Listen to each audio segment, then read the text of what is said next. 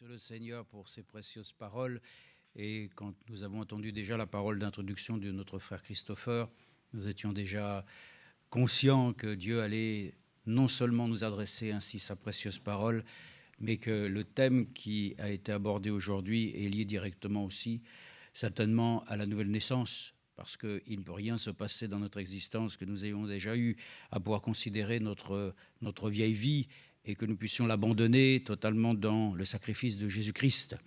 Donc la nouvelle naissance n'est pas quelque chose sur lequel nous pouvons encore passer relativement ainsi rapidement. Non, nous sommes conscients qu'ainsi tu dois naître de nouveau. C'était un commandement divin. Et là, nous le croyons que ceux qui ont expérimenté cette nouvelle naissance ne peuvent que se laisser bercer ainsi pleinement par l'action du Saint-Esprit afin d'être amenés à l'obéissance complète et totale. Jésus-Christ lui-même a appris l'obéissance dans les souffrances. Donc les souffrances que nous passons du temps présent ne sont pas vaines et inutiles, mais elles produiront en nous quelque chose de durable et qui permettent ainsi d'être éprouvées pour que notre patience, le frère l'a déjà dit, c'est vrai, tout ce qui a été dit déjà, toutes ces précieuses mentions des Écritures concernant la patience que nous devons avoir, parce qu'avant d'arriver ainsi à ce que Dieu puisse lui-même achever, il faut que nous ayons encore la pensée que notre préparation est liée à la patience de pouvoir ainsi voir qu'elle produise en nous ainsi la persévérance et la victoire. Nous le répétons, mais notre victoire, c'est la victoire de la foi, parce que la victoire qui triomphe du monde, c'est la foi. Et la foi, nous l'avons entendu, la foi vient de ce qu'on entend. Donc il y a des habitudes pour certains de quitter leur assemblée. Bon, nous, c'est tout l'inverse. Notre préoccupation, c'est de dire comment je vais y rester le plus fidèle possible. Non pas que nous voulions simplement suivre certainement ainsi un ordre établi pour que nous soyons simplement présents. Là aussi, nous l'avons entendu, pour dire que nous étions là. Ah oui, nous étions présents le mercredi, nous étions présents le samedi et le dimanche. Mais à quoi cela aura-t-il servi si notre présence ne nous a pas amenés dans une expérience ? Si cela ne nous a pas amenés à être réellement, touchés consciemment pour que nous puissions encore nous-mêmes laisser le Seigneur changer notre vie. Donc c'est important, ce n'est pas des paroles de condamnation que nous avons entendues. Les paroles ne sont pas ainsi pour nous des paroles de jugement, elles sont des paroles de délivrance. Quand nous entendons ainsi cette mention ainsi qui a été faite, que par la parole de Dieu, ainsi celui qui est blessé, Dieu prend soin de le guérir. De celui qui a été ainsi errant pendant tant et tant de temps, Dieu ne fait pas ainsi donc mention de ces choses. Il dit, si tu crois, tu verras la gloire de Dieu. Donc, dans sa grâce et dans sa miséricorde, Dieu nous invite à pouvoir considérer encore qu'aujourd'hui, c'est un jour de grâce, un jour sur lequel nous pouvons nous appuyer réellement ainsi dans sa compassion, dans sa miséricorde. Alors, vraiment, nous sommes heureux. Quand on est ainsi à même d'être plongé dans l'écoute de cette parole, frères et sœurs, ça stimule notre être intérieur. Ça nous donne ainsi d'être encouragés. Ça nous donne ainsi de dire, oh Seigneur, je veux vivre ces choses. Je veux vraiment qu'ainsi maintenant, ce que j'ai entendu devienne une réalité, ainsi que nous puissions devenir ainsi des réalités divines. Ça aussi, ce sont des choses que nous avons entendues, mais ce n'est pas simplement des rituels, c'est des choses qui doivent crier en nous, Seigneur, comme ainsi l'Église et l'épouse le disent, viens Seigneur Jésus, que nous puissions le crier, Seigneur, que tu puisses accomplir ta parole dans ma vie, que ce que j'ai là eu à entendre, et pas simplement ce qui m'a intéressé, ce qui justement nous a dérangés. Parce que, comme nous l'avons aussi mentionné ici, que ainsi la parole est une parole aussi qui vient pour corriger, qu'elle vient ainsi redresser. Donc nous sommes vraiment touchés. Alors, si nous avons entendu que toute cette vie que nous avons est liée d'abord à notre conversion, la conversion est liée bien entendu à une nouvelle naissance. Mais nous sommes nés d'eau et d'esprit. Il ne faut pas simplement avoir ainsi accepté d'être baptisé au nom du Seigneur Jésus-Christ, qui est bibliquement correct. Mais il faut naître d'esprit, frères et sœurs. Ainsi, nous avons, ainsi par la grâce de Dieu, une nouvelle vie. Et c'est ce que nous voulons lire certainement encore quelques instants avant de prier et de chanter encore un cantique. C'est de le considérer dans la parole d'Éphésiens chapitre 2. Notre nouvelle naissance, ainsi, doit produire en nous une nouvelle création. L'Esprit de Dieu vient en nous et elle produit un nouveau raisonnement. Bien que nous n'ayons pas raisonné, mais justement, nous sommes là et nous plongeons nos regards, comme il a été mentionné, les chrétiens de Bérée sondent les Écritures, parce qu'elles savent qu'en elles, il y a la vie. Donc, notre raisonnement ne se porte plus simplement dans l'explication, mais notre raisonnement biblique se porte ainsi dans une compréhension qui est liée à la révélation. Nous nous laissons conduire par Dieu. Franchement, frères et sœurs, Si nous lisons la Bible et que nous demandons simplement à Dieu, là aussi je l'ai entendu, voyez, ces choses résonnent dans mon cœur. Est-ce que c'est nous qui avons quelque chose à apprendre à Dieu? C'est de Dieu que nous devons apprendre de lui. Ce n'est pas à nous de venir ce matin de lui dire maintenant, moi je crois au Dieu maintenant, je vais t'expliquer. Acceptons qu'il nous explique ainsi les choses comme lui, il souhaite que nous les comprenions. Et l'explication ne viendra pas simplement aussi comme nous l'avons entendu, parce que nous venons au cours du soir, parce que nous suivons ainsi des cours ainsi appliqués à distance. Non, c'est dans sa présence, frères et sœurs, que nous pouvons trouver auprès de lui cette assurance que l'œuvre qu'il a commencée, il l'achèvera. Et là aussi, nous l'avons entendu, nous le disons, que ce qu'il a commencé au début, à la fin, nous retrouverons les mêmes choses. Donc la prédication qui était la première prédication, eh bien la dernière fera aussi les mêmes effets. Pourquoi? Parce que les hommes doivent être touchés aussi, afin qu'ils puissent se repentir. Voyez-vous, il ne peut pas y avoir aujourd'hui des sauvés dans une nouvelle mode. Les sauvés viennent exactement comme les premiers croyants. Ils entendent la parole de Dieu et ensuite ils disent « Qu'est-ce que nous allons faire ?» Alors il y a l'enseignement, il y a toutes les choses précieuses qui nous ont été dictées, le conseil de Dieu vient nous le dire. Eh bien, repentez-vous et soyez baptisés, non pas dans l'esprit trinitaire, mais soyez baptisés dans le seul nom par lequel vous avez été rachetés et sauvés, le nom de Jésus-Christ, et vous recevrez le don du Saint-Esprit, la vie éternelle. Et dans tout ça, Dieu aussi propose aux croyants d'entrer dans la profondeur qui appelle la profondeur, pour que la vie ainsi qui a été changée puisse se consacrer à Dieu. Voilà pourquoi aussi, encore, nous l'avons entendu, et le frère Franck l'a mentionné. Ainsi, si nous voulons accepter qu'après avoir été justifiés, notre vie ait un sens, alors acceptons que les trois expériences bibliques fassent un seul, c'est-à-dire qu'après la justification, nous avons besoin de la sanctification. Que celui qui est saint se sanctifie encore. Nul ne verra le Seigneur qui n'a été sanctifié. Comment voulez-vous être sanctifié? Sanctifie-les par ta parole, car ta parole est la vérité. Donc nous avons ainsi mentionné des choses. Maintenant ici, changement de nature. Le frère aussi a pris cette mention de Romains chapitre 12. La nouvelle naissance te fait changer de nature. Ce que tu voyais ainsi rouge restera rouge, parce que tes yeux et tes sens naturels te font voir les mêmes choses. Mais à l'intérieur de toi, tu ne vois plus les autres comme des ennemis. Tu les vois ainsi maintenant, amen, comme des âmes précieuses. Tu ne vois plus ainsi ton travail comme un ennui. Tu le vois comme une chose précieuse que tu fais pour le Seigneur. Tu ne vois plus ainsi toutes les douleurs que tu as ainsi à traverser comme étant quelqu'un qui alors ainsi ronchonne.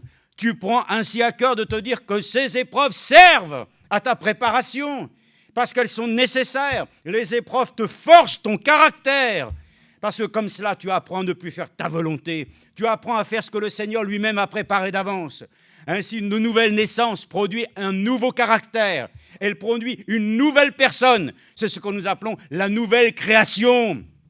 Alors lisons ensemble dans Éphésiens chapitre 2. Frères et sœurs, c'est important. Il est temps que nous puissions comprendre et d'éprouver la chose. Est-ce que réellement la nouvelle naissance est une expérience sur laquelle je y ai associé une justification? À savoir que dans la justification, tu peux le dire de toutes les manières que tu voudras, mais Dieu, lui, le dit ainsi. Tu n'as rien fait à ses yeux. Pourquoi? Parce qu'il t'a pardonné tes péchés, tes iniquités. Il t'a remis les compteurs à zéro. Et nous pouvons le dire avec lui, nous pouvons repartir à zéro. Maintenant, c'est ainsi que les vies fichues, Dieu aime les restaurer. Les vies qui ont été comme cela perdues, mais Dieu, lui, il les ressuscite. Il a le pouvoir de le faire et il aime cela. Pourquoi? Parce qu'il connaît la détresse des âmes. Il connaît ainsi combien, ainsi leur désir de pouvoir aimer Dieu. Ils ne peuvent pas le faire eux-mêmes. Le frère l'a dit. Combien même tu voudrais servir Dieu, combien même tu as conscience des choses, tu ne peux pas le faire toi-même. Il faut maintenant que tu sois baptisé de son esprit. Ainsi donc, après avoir été sanctifié par la parole de la vérité, tu dois aussi pouvoir le dire comme Éphésiens chapitre 1 le dit. Après avoir été élu, prédestiné dans toutes ces choses, nous avons reçu les arts de l'esprit. Et nous avons ainsi en nous cette assurance que nous ne conduisons plus notre vie comme nous le voulons. Ainsi donc, même l'Église ne peut plus se conduire comme elle veut. Dieu doit l'introduire ainsi maintenant dans l'unité de la foi. L'Église doit manifester un cœur ordonné et uni, comme Frère Branham l'avait vu, par laquelle ainsi, si l'Église a pu être pendant un temps conduite par une sorcière, être dans le désordre, nous pouvons le dire maintenant, nous sommes conduits par le Seigneur lui-même. Et il nous met ainsi dans la droiture, et à cause de sa justice, il nous introduira ainsi dans sa gloire. Laissons-nous achever par la vérité. Laissons-nous achever, frères et sœurs, de la manière dont il a commencé, il doit terminer de la même manière. Si j'ai été sanctifié, je dois l'être encore aujourd'hui. Si j'ai reçu le baptême du Saint-Esprit, alors, oh Dieu, fasse que j'en reçoive encore une double portion. Et que si aujourd'hui aussi j'ai l'assurance que tu m'as justifié, alors le sang doit aussi agir sur moi aujourd'hui. Si j'ai commis quelques erreurs et fautes, ou même quelques péchés, il y a un avocat auprès du Père. Oui, ma nouvelle naissance m'a apporté ainsi d'être une nouvelle nature. Parce que l'esprit qui habite en moi, ce n'est plus l'esprit du monde, mais celui qui est en nous est plus grand que celui qui est dans le monde. Nous n'avons plus à considérer ce que nous sommes, mais ce que lui, il est. Il est le Tout-Puissant, il est le vainqueur de celui qui ainsi nous accorde par la grâce même de nous procurer ainsi l'assurance ce matin que ceux qui croient en son nom, il a le pouvoir encore de relever ainsi celui qui est encore souffrant et qui est encore malade. Éphésiens chapitre 2. Oui, la nouvelle naissance est importante. Tu dois naître de nouveau. Ainsi, ce que nous savons être, ainsi un échange entre Nicodème et ainsi le Seigneur lui-même. Nicodème ayant peur. Même nous l'avons lu ici, frères et sœurs. Alors qu'il y a eu la présentation sur la montagne de la transfiguration, le Seigneur lui-même, Moïse et Élie, voilà le sentiment de vouloir construire des tentes. Frères et sœurs, ce matin, si vous vous êtes sentis bien dans la présence de Dieu, ne commencez pas à monter votre propre bâtisse. Laissez le Seigneur lui-même bâtir en vous son édifice spirituel. N'essayez pas simplement, quand tout va bien, de vous dire « sur ces bases-là, je vais organiser mon existence ». Non, laissons-le lui-même nous bénir. Et ensuite, qu'il puisse ajouter bénédiction sur bénédiction. Que nous puissions le laisser croître en nous. La fin est proche, nous l'avons aussi entendu. La fin de toute chose est proche. Laissons le Maître maintenant venir faire lui-même sa récolte. La fin des temps est liée maintenant, ô Dieu, à la récolte. Le Seigneur va venir lui-même récupérer ce qui lui appartient. Alors, si encore nous sommes mêlés ainsi avec l'ivraie, soyez dans l'assurance que le Seigneur lui-même saura faire la différence. Celui qui lui appartient n'aura aucun doute, parce que l'approbation que nous sommes agréables à Dieu est une chose que nous devons aussi pouvoir ainsi recevoir de sa part. Nouvelle naissance, nouvelle pensée, nouvel esprit, nouvelle création. Ce que tu étais avant, tu ne l'es plus. Mais si tu te regardes et si tu me vois et si tu me regardes et moi je te regarde, il semble qu'il n'y ait pas grand-chose de changé. Pourtant, l'âge nous dira que nous changeons. Mais ça, frères et sœurs, notre regard se porte maintenant sur une œuvre accomplie. C'est l'Esprit de Dieu maintenant qui en nous a fait de nous un seul peuple, un peuple de sacrificateurs pour notre Dieu. Quand nous parlons d'une race élue, frères et sœurs, nous sommes ce que nous sommes ainsi les uns et les autres issus de différentes nations, ça ne changera pas. Ce qui a changé en nous, alléluia, c'est l'état où nous étions pécheurs. Et il a fait de nous ainsi une race élue. Oui, pourquoi ? Parce que nous avons l'Esprit de Christ en nous. Il y aura toujours des différences, il y aura même toujours des divergences de tout ce qui est de l'homme, de tout ce qui est de la chair. Rien n'est appelé à être unifié, mais ce que Dieu unit sous une seule tête, que nous parvenions à l'unité de la foi, ça Dieu peut l'unir. Unissons notre foi ce matin et accordons-nous de lire simplement juste Éphésiens chapitre 2. Chapitre 2, versets 4 à 10. Lisons simplement et honorons le Seigneur. Mais Dieu est riche en miséricorde. Et à cause du grand amour dont il nous a aimés, alléluia, c'est à cause de son amour, frères et sœurs, que lui-même a eu plaisir à nous racheter au bois du calvaire. Oh non, parce que j'avais de toute façon dans mon existence quelque chose de bon. Il n'y avait que quelque chose que Dieu a remarqué, quelque chose qui était différent. Quand même, rien n'était bon en toi et en moi. Tous conçus dans l'iniquité, appelés à être des mortels. Mais Dieu, lui, a vu quelque chose sur lequel il a prêté son attention. Il a vu dans ton cœur que sa semence, lorsqu'elle te serait proposée, tu pourrais la recevoir sur un terrain fertile. Alors ce matin encore, si notre terrain est un terrain de fertilisation, laissons le Seigneur lui-même encore implanter sa parole pour qu'il puisse lui-même ainsi nous accorder la vie. Il est dit ici, Nous qui étions morts par nos fautes, il nous a rendus à la vie avec le Christ. Amen. Ça, c'est ma nouvelle naissance. Et je suis devenu une nouvelle création en Jésus-Christ. Il y a quelque chose qui n'est plus, frères et sœurs. Ah oui, nous avons quelque chose en nous maintenant qui atteste. Nous sommes enfants de Dieu. Et par cela même, alors, non pas ainsi par orgueil, mais par l'humilité sous la main puissante de Dieu. Le Saint-Esprit te dit, en tant qu'enfant de Dieu, deviens une fille et un fils de Dieu, afin que tu puisses honorer ton roi.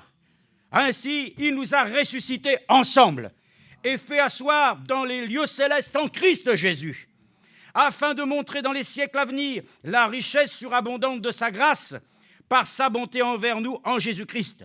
C'est par la grâce, en effet, que vous êtes sauvés, par le moyen de la foi. Et cela ne vient pas de vous. Amen, c'est le don de Dieu.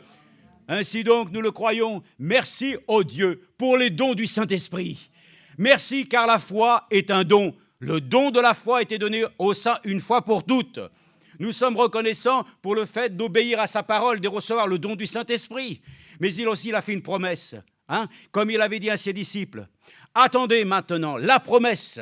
Ainsi, rassemblez-vous ensemble dans le lieu sur lequel je vous ai dit de vous rassembler, et vous recevrez une puissance, le Saint-Esprit. Amen. Eh oui, et lui-même vous conduira dans toute la vérité. Il va vous convaincre. Oh, laissons-nous convaincre par le Saint-Esprit. Le frère l'a dit, nous ne sommes pas là simplement pour venir au Seigneur et nous en remettre à un autre homme. Non, un homme n'enseignera pas à un autre homme, mais s'il le fait, il te conduira tôt ou tard dans sa direction.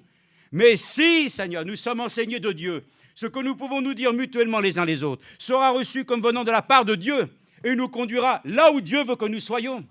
Sinon, ce sont les esprits des dénominations, les esprits qui sont organisés pour amener là où vous devez être selon le programme. Mais selon la pensée de Dieu, nous serons bientôt ainsi à la rencontre de Jésus. Ainsi dans les airs, nous pourrons ainsi le retrouver. Ainsi, ce n'est point par les œuvres. Verset 9, afin que personne ne se glorifie, car nous sommes son ouvrage. Amen, nous avons été créés en Christ Jésus. Et c'est ça qui est merveilleux, frères et sœurs. L'écriture que nous allons lire, que souvent frère Franck le dit, ainsi dans Galates chapitre 6, 15. On va le lire. Cette nouvelle création, regardez dont il est dit, car nous sommes son ouvrage. Amen. C'est lui le potier, c'est toi l'argile. Il fait ce qu'il veut de cette argile. Il te façonne, il te prend. Mes frères et sœurs, quand ainsi le vase est devenu conforme à son exigence, oh, attends-toi à ce qu'il te cuise. Parce qu'il est dit que nous devons passer par une épreuve. Alléluia. Comme l'heure doit passer par l'épreuve du feu. Oh, frères et sœurs, nous le croyons. Lorsque viendra l'épreuve du feu, nous ne serons pas consumés. Nous serons ainsi simplement, ainsi ô Dieu, remplis de sa puissance. Réjouissons-nous, frères et sœurs, car nous sommes son ouvrage. Nous avons été créés en Christ Jésus pour des œuvres bonnes que Dieu a préparées d'avance afin que nous les pratiquions. Allez dans le livre de l'Apocalypse et vous verrez qu'ainsi l'épouse doit se revêtir des vêtements de fin lin qui sont les œuvres des saints préparées d'avance. Alors, n'essayons pas, je le crois, simplement pour les choses naturelles. Oui, lorsqu'un homme et une femme se marient, la femme prépare ainsi sa robe. Mais moi, je vous dis, c'est lui qui a préparé pour nous des habits par lesquels ainsi nous serons revêtus. Alléluia. Nous n'avons rien à tisser de nous-mêmes, mais la robe de la mariée, de l'épouse de Jésus-Christ, est tissée de chaque parole qui sort de sa bouche. Ainsi, comme il est dit, nous sommes son ouvrage, vous avez été créés en Christ Jésus. C'est ça la nouvelle nature. C'est ça la nouvelle création. Et le principe, c'est Jésus-Christ. Lisons-le simplement dans Galates chapitre 6, verset 15. Dans Galates chapitre 6, verset 15. Nous pouvons le lire ensemble. Car ce qui compte, Galates 6, 15, car ce qui compte, ce n'est ni la circoncision, ni l'incirconcision, mais c'est d'être une nouvelle créature. Amen. Ouais, ça, la nouvelle création. Je suis une nouvelle création. Ce n'est pas moi qui m'ai modifié, Ce n'est pas moi qui m'ai changé. Oh, simplement, l'esprit religieux. Ah, maintenant, je volais, je ne vole plus. Ainsi, maintenant, je sais me tenir, je sais me contenir. C'est une imitation. Et ça, l'Esprit de Dieu produira ces choses. Si tu étais un voleur, tu deviendras quelqu'un qui ne vole plus, mais qui restituera.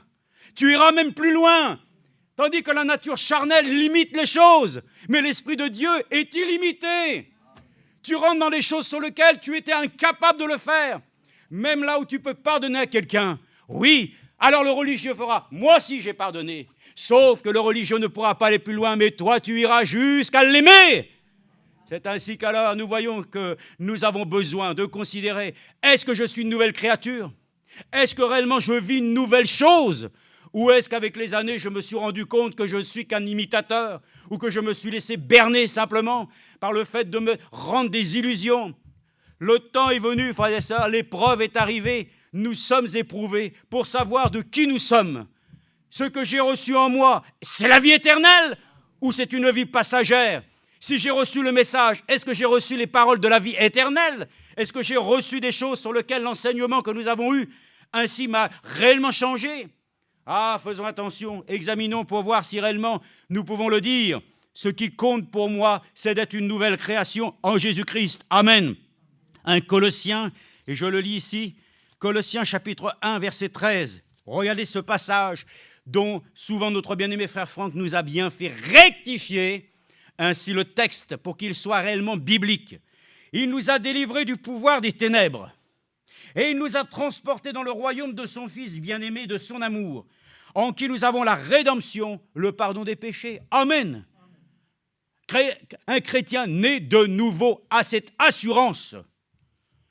Il a ainsi, par la grâce du Seigneur, été pardonné. La rédemption, c'est le paiement du prix. Toi, tu ne pouvais rien payer, mais lui, il a payé le prix. Alors nous sommes heureux de le voir ici. Il est l'image du Dieu invisible, le premier-né de toute la nouvelle création. Amen.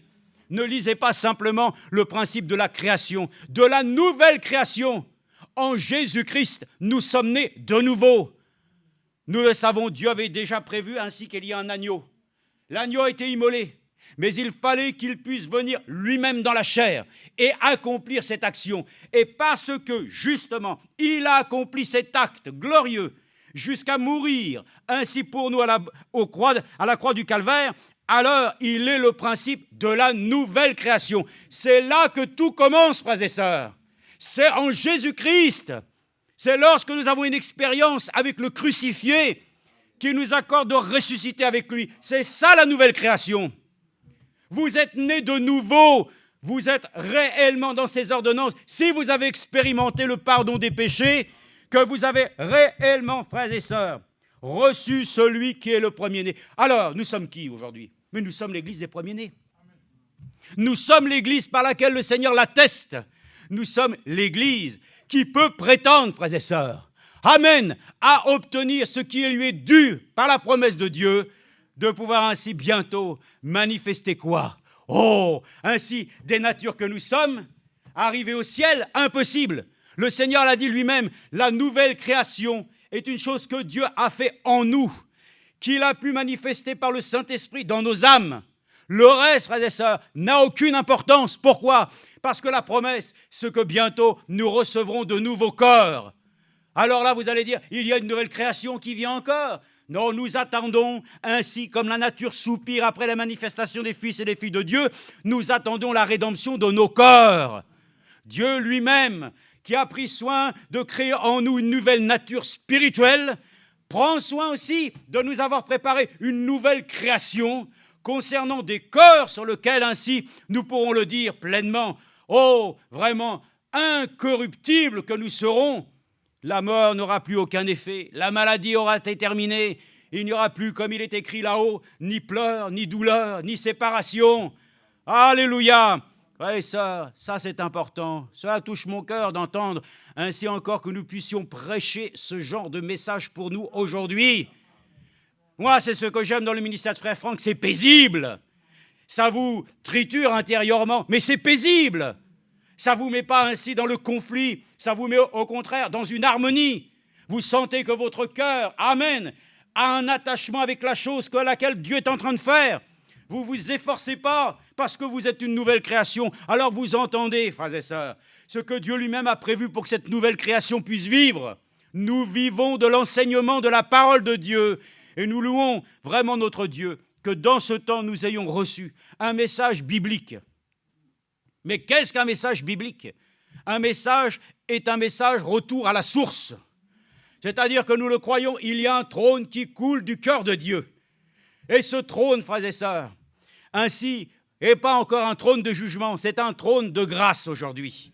Dieu permet encore à celui qui le veut ce matin, il peut naître de nouveau.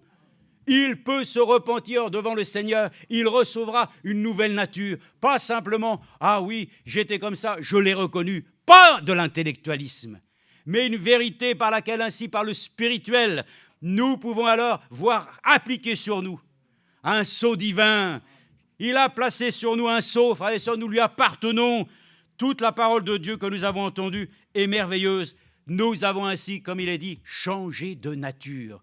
Paul l'a dit dans Romains chapitre 12, nous avons changé de nature. Mais si avec le temps nous sentons, comme l'a dit notre bien-aimé frère Franck, vous savez, la vieille nature, le vieil Adam, il n'attend qu'une seule chose, c'est de reprendre du poil de la bête. Mais comme nous l'avons entendu, il faut que cette bête soit réellement consciente, elle est tuée. Mais elle donne encore ainsi du fil à retordre. La seule délivrance, frères et sœurs, les seules choses qui sont pour nous ainsi notre solution de secours, c'est l'esprit de vérité. Seul l'esprit, frères et sœurs, contribuera à notre délivrance. La chair ne sert de rien. Donc soyons conscients, restons unis à la parole de Dieu, réellement expérimentons non seulement l'œuvre de la justification, sanctification du baptême du Saint-Esprit, d'ailleurs, d'abord, dans l'expérience de la nouvelle naissance, l'abandon ainsi des péchés, dans le pardon et aussi dans l'acceptation du plan de salut et de rédemption. Maintenant, nous sommes heureux parce que nous sommes réellement, je dirais, convaincus que ce que nous entendons concourt réellement à notre bien. Dieu ne nous fait pas entendre ces choses simplement pour nous dire « oui, bien sûr, ce sont des choses qui sont écrites ». Non, ce n'est pas suffisant que cela soit écrit ici. Il faut que maintenant ces paroles soient écrites dans notre cœur. Le Seigneur l'a dit, il veut rendre ces paroles vivantes en nous. Que ce ne soit pas simplement des tables de loi, mais que cette parole devienne ainsi, par sa grâce, une réalité. Demandons-lui qu'il nous donne la force et le courage de continuer à veiller, de prendre soin. Nous l'avons aussi médité, que dans les temps où nous sommes, il faut continuer, il faut persévérer, travailler ardemment notre salut avec crainte et tremblement. Ainsi être sobre, d'avoir encore ainsi le désir d'œuvrer pour le Seigneur. Ne soyons pas, frères et sœurs, conséquents de nous. Ne soyons pas simplement satisfaits de nous. Accordons-nous la grâce d'avoir l'assurance que nous sommes la complaisance de Dieu, que Dieu ainsi trouve devant nous ce matin quelque chose qui lui est agréable. Si nous avons pu lui rendre un culte agréable, rendons-lui aussi une ville qui soit agréable. Oui, nous sommes pleinement reconnaissants, en tout cas que lui, dans sa fidélité, il ne va pas rebrousser chemin. Hein. Non. Alors accordons-nous la grâce de continuer avec lui et de nous apporter, de chanter encore un cantique. Et nous allons nous en remettre au Seigneur pour qu'il puisse bénir cette fin de journée, mais également la semaine qui est déjà commencée. Alors, nous sommes à même de chanter sur les ailes de la foi.